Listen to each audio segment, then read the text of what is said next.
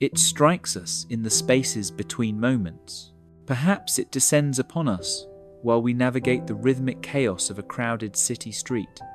Or perhaps it finds us in the solitude of a park bench, watching the wind tease the autumn leaves. It might even ambush us in the safety of our living rooms, illuminated by the artificial glow of a screen. Suddenly, a rupture occurs, a lucid, vibrating breakaway from the trance of our daily autopilot. The camera of our perception pulls back, the depth of field shifts, and for a breathless second, we realize that center stage is a lie. We look around, truly seeing the faces drifting past us, and are struck by a terrifying and beautiful epiphany. No one else is watching our movie. They are not extras in our script. They are the protagonists of their own epic dramas, performing in their own spotlights, seated in their own private sections of a theatre that has no centre. We call this sensation Sonder, the heavy, sudden realization that every random passerby is living a life as vivid, as excruciatingly complex, and as richly detailed as your own. Consider the blurred silhouettes of drivers in the cars that rush past you on the highway. Consider the strangers standing silently in front of you in a coffee shop line. Consider the golden rectangles of apartment windows glowing in the midnight skyline. Every single one of those distant lights signifies a universe of ambition, heartbreak, routine, secret anxieties, and profound loves. They are unfathomably deep wells of experience. Just as you are merely a fleeting shadow in their peripheral vision, a hazy extra in the background of their day, they are the anchors of their own reality. This realization strips away our solipsistic armor, revealing a world that emanates a blinding spectrum of conscious experience devoid of any single point of authority. Billions of distinct worlds are overlapping, colliding, and drifting through the ethereal realm of consciousness. But this begs a far more haunting question. What is this theatre we all inhabit? If we are all projecting our own realities, what is the screen? How solid is the stage beneath our feet? How real are the stories we tell? And how real is the physical matter that composes the actors? The illusion of objectivity, the observer effect. We are culturally and biologically conditioned to believe in a tangible, objective bedrock of reality. We assume the world is a fixed stage, its props and scenery existing independently of our eyes. The table remains a table whether we are in the room or not. The stars burn whether we look up or keep our heads down. This realism feels intuitive, almost undeniable. Yet, throughout the corridors of history, and increasingly in the laboratories of modern physics, there are dissenting voices suggesting that this assumption is a fundamental error. They propose that reality is not a static object we encounter, but a fluid entity we participate in creating. In the 18th century, the Anglo-Irish philosopher George Berkeley ignited this line of inquiry with a radical proposition. To be is to be perceived. He argued that material substance does not exist independently of the mind. In Berkeley's view, the universe is not a collection of solid matter, but a tapestry of mental constructs, ideas, held in suspension by consciousness. This philosophy, known today as subjective idealism, suggests that if you remove the observer, you remove the existence of the observed. Critics, of course, recoil at the implications. If reality is purely mental, does the world vanish when we blink? If a tree falls in a lonely forest, does it not only fail to make a sound, but fail to exist as a tree? Our daily experience suggests continuity. We leave an empty room and return to find it unchanged. A candle left burning in a void will melt into a pool of wax, governed by the laws of thermodynamics, indifferent to the presence of human eyes. How can observation be the creator of reality if the universe seemingly runs on autopilot? Berkeley's answer was theological. The universe persists because it is eternally observed by the ultimate mind, God. For many modern thinkers, this divine solution feels like a bypass, a philosophical dead end. But what if Berkeley was pointing toward a mechanism of reality that we are only now beginning to map with mathematics rather than theology? What if we can traverse this strange landscape without a deity, guided instead by the unnerving revelations of quantum mechanics? The quantum schism, realism versus anti-realism. By the 1930 seconds, the debate over the nature of reality had migrated from philosophy departments to the forefront of physics. Two titans stood on opposite sides of a conceptual chasm regarding the subatomic world, the building blocks of everything we touch and see. On one side stood Albert Einstein, the champion of realism. He argued that the moon exists whether a mouse looks at it or not, that an electron has a definite position and speed regardless of whether a physicist is measuring it. To Einstein, the universe was deterministic, a grand clockwork mechanism ticking away with absolute certainty. On the other side stood Niels Bohr and the emerging school of anti-realism. They proposed something far more unsettling, that at the quantum level, particles do not possess defined properties until they are measured. Before observation, an electron is not a hard little ball of matter. It is a ghost, a wave of probability, a smudge of potential. It is the act of measurement, the intervention of an observer, that collapses this wave into a defined particle. This is not merely a limitation of our tools, it is a feature of the universe.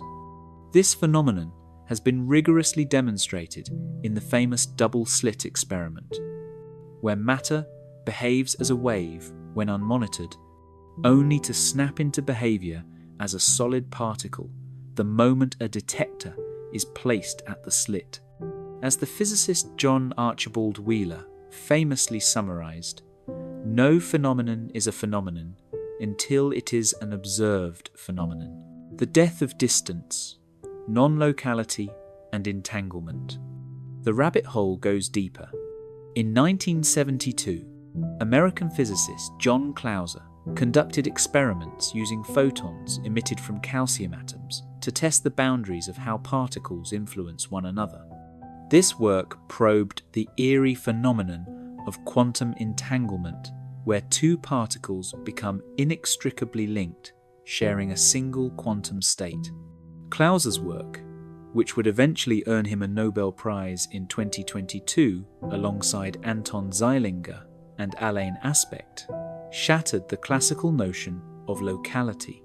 Locality is the sensible rule that an object is only influenced by its immediate surroundings, and that information cannot travel faster than light. The experiments proved, however, that the universe is not locally real.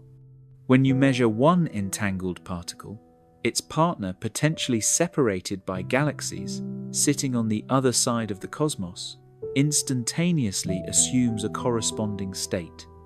The decision of state happens faster than light, defying the cosmic speed limit. Einstein famously derided this as spooky action at a distance, yet the data has proven him wrong. The universe is not a collection of isolated objects separated by empty space. It is a profoundly interconnected web where separation is an illusion. The fabric of reality is far stranger, more fluid, and more entangled than our most creative fiction could conceive. It from bit, the participatory universe. If matter is not the fundamental bedrock, what is? If the building blocks of existence are just ghostly probabilities until we ask them a question, what lies beneath the ghost? John Archibald Wheeler proposed a concept that merges physics with information theory, it from bit. Wheeler suggested that the fundamental currency of the universe is not atoms or energy, but information, binary choices, yes or no answers. He envisioned a participatory universe where reality is generated by the questions we ask of it. He likened existence to a game of 20 questions played in a distinct way. Imagine the players, the observers, ask questions, but there is no pre-chosen object in the room. The reality of the object is defined only by the sequence of answers given. By asking the question, we create the answer. Experiments like the delayed choice experiment confirm this mind-bending hypothesis. The very method we choose to measure a particle in the present can seemingly influence its past behavior. We are not passive observers watching a pre-recorded movie. We are co-authors writing the script in real time.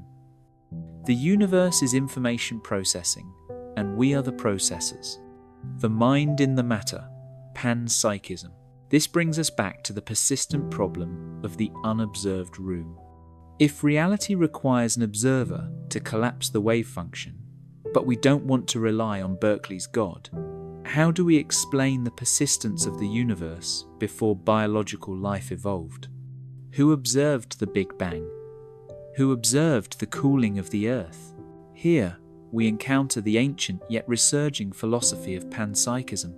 This view suggests that consciousness is not a magical trick produced by the complex wetware of the human brain, but a fundamental property of matter itself, like mass or charge. Perhaps everything, from a spinning electron to a granite rock, possesses a primitive note of consciousness, a proto-experience. This resolves the hard problem of how dead matter creates felt experience. If consciousness is intrinsic to the fabric of the universe, then the universe is never truly unobserved. It is constantly observing itself.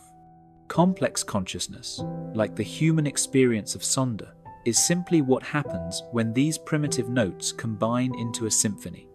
We are not strangers looking into the universe.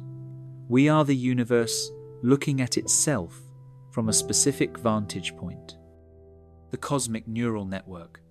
If we entertain the possibility that consciousness is fundamental, the cosmos transforms. It stops being a cold, dead vacuum filled with scattered dust and starts looking like a giant thinking system. Could the universe function as a colossal brain? The similarities are striking. The structure of the cosmic web, the filaments of galaxies stretched across the dark, mirrors the neural networks inside our own skulls. Perhaps the observer effect is simply the internal processing of this cosmic mind. We imagine we are separate entities, observing nature from the outside. But this is the ultimate illusion. We are the neurons of the cosmos, attempting to understand the brain of which we are a part. When we measure a particle, it is the universe exchanging information with itself. We must, of course, tread carefully here. We are wading into the deep waters of theoretical speculation, far past the shoreline of settled science. To apply our fragile understanding of consciousness to the entirety of existence is a philosophical leap of faith. Our frameworks are weak, and the mysteries of existence are infinitely heavy. Yet, if we return to that initial feeling, the sensation of Sonder, it takes on a new, almost sacred gravity. When you look at the stranger on the train, or the light in the distant window, you are not just seeing another person. You are witnessing another aperture through which the universe perceives itself. We are billions of focal points in a single, boundless field of awareness. The stories we tell, the anxieties we feel, and the observations we make are not isolated events. They are the mechanism by which reality renders itself. In this strange, entangled, participatory theatre, there is no audience, there is only the performance, and we are all one. Just as our thoughts shape our lives, the cosmic reality shapes us, and in a loop of infinite feedback, our thoughts turn outward to shape the cosmos in return.